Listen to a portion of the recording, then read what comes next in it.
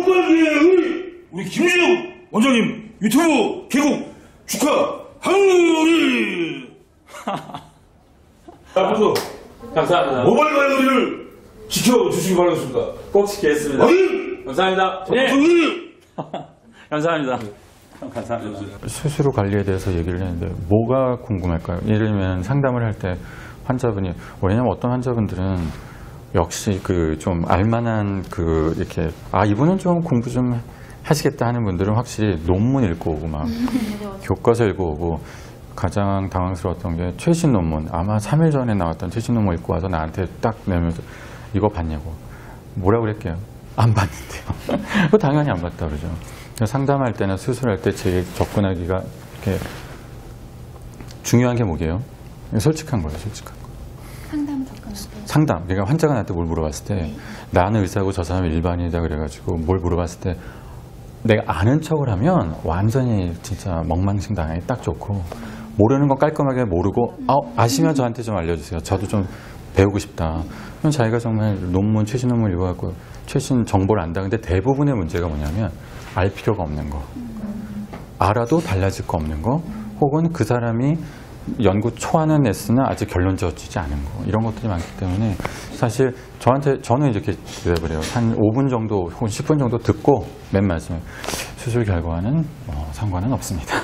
이렇게 얘기를 하는 게 요즘 궁금해하시는 거 줄기세포 치료 궁금하죠. 줄기세포 치료. 그래서 줄기세포 치료를 하면은, 혹은 모낭복제, 이 두 가지를 되게 궁금해 하시는데, 줄기세포 치료는 사실은 지금 현재 우리나라에서는 1,500에서 2,000만 원 정도 하고요.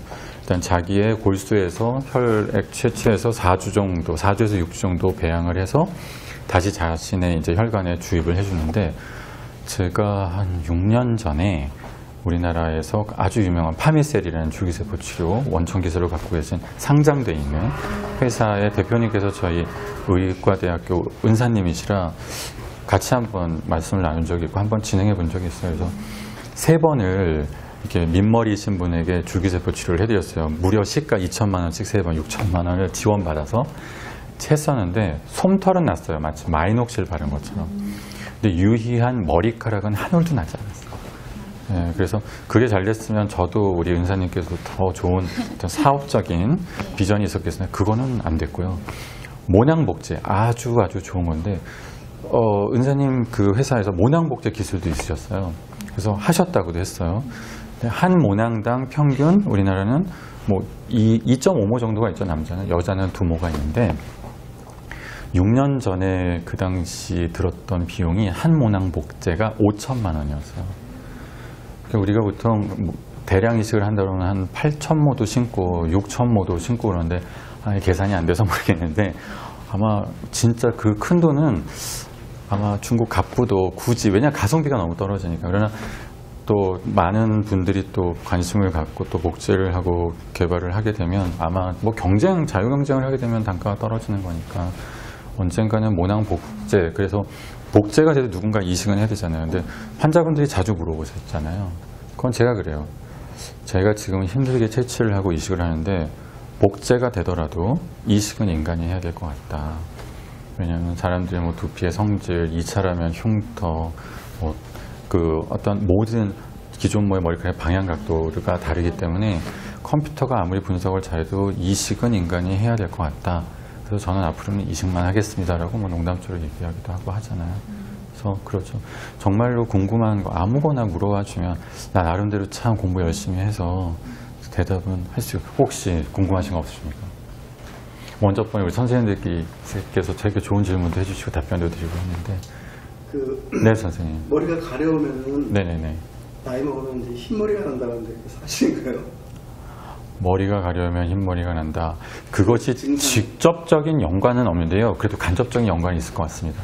예를 들면 우리가 이제 연배가 늘어날수록 남성분들의 뭐 호르몬의 균형이 깨진다지 않습니까? 그건 맞습니다. 근데 마치 사춘기 때 여드름이 나는 이유가 2차 성징이 나타나면서 호르몬의 그 균형이 또 깨졌을 때 나타나는 거거든요. 근데 그때 온몸이 사실 기름지다고 하잖아요.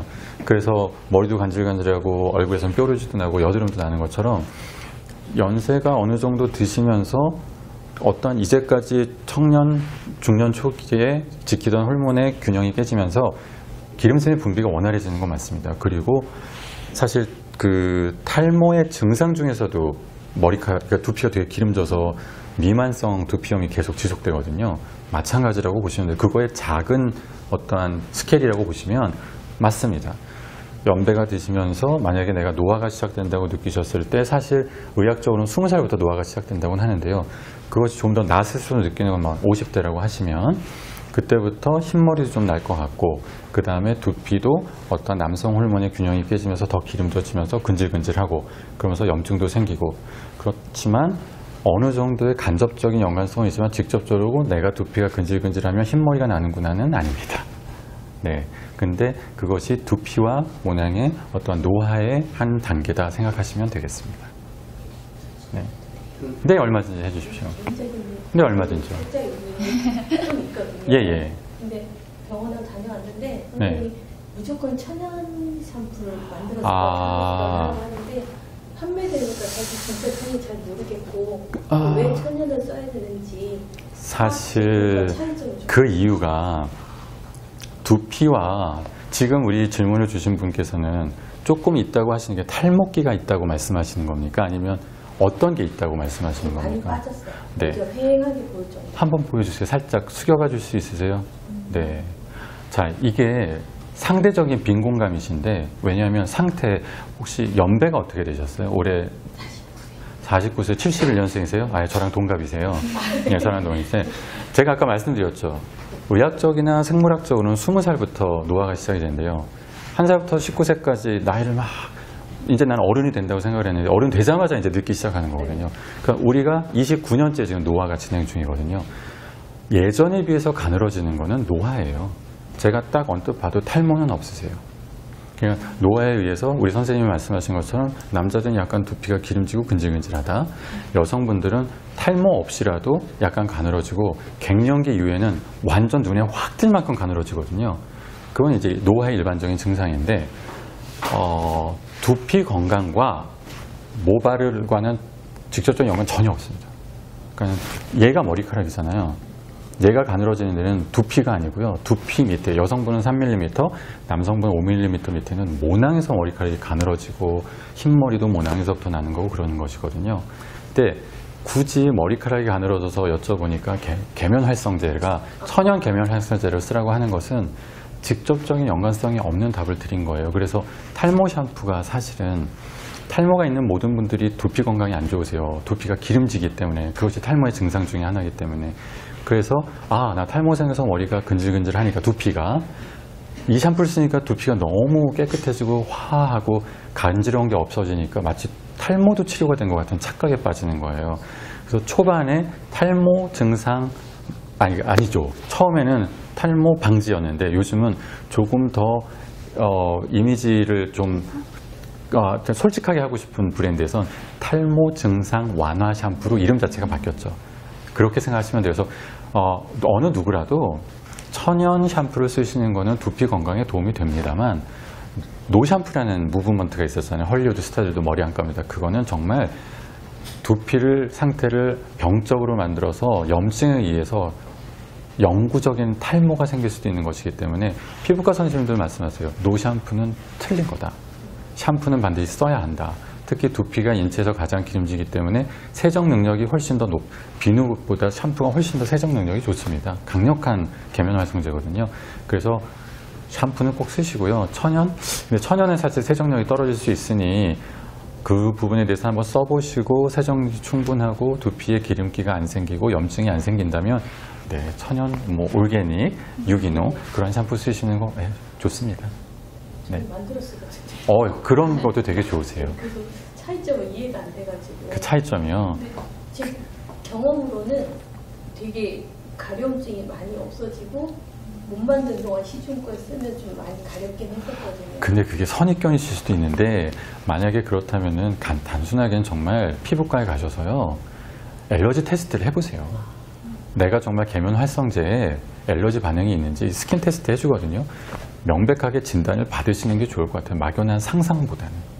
네. 그리고 이제 개인적으로 인터넷 검색을 하면 이제 뭐가 좋다에 얘기는 많은데 이제 어떤 이유에서 좋고 이런 얘기 저희가 거의 찾을 수가 없으니까 제품만 찾게 되는 이렇게 설명을 때로는 좋다고 하는 부분도 판매하는 업체의 주장일 수도 있기 때문에 꼭 두루두루 알아보시되, 근데 이거는 팩트상으로 인터넷에 진짜 정보의 홍수다 보니까 너무 많은 걸 알고 계시는데 대부분 몰라도 되거나 대부분 알아서 문제가 되는 잘못된 정보도 많다 보니까 잘 좀 걸을 수 있는 능력을 갖추시는 것도 되게 좋습니다. 그 지금 설명드리니까 네. 그냥 제가 잘 선택해서 할 수 있는 그런 예. 기회가 좀 확실히 감사합니다. 감사합니다. 감사합니다. 네, 감사합니다.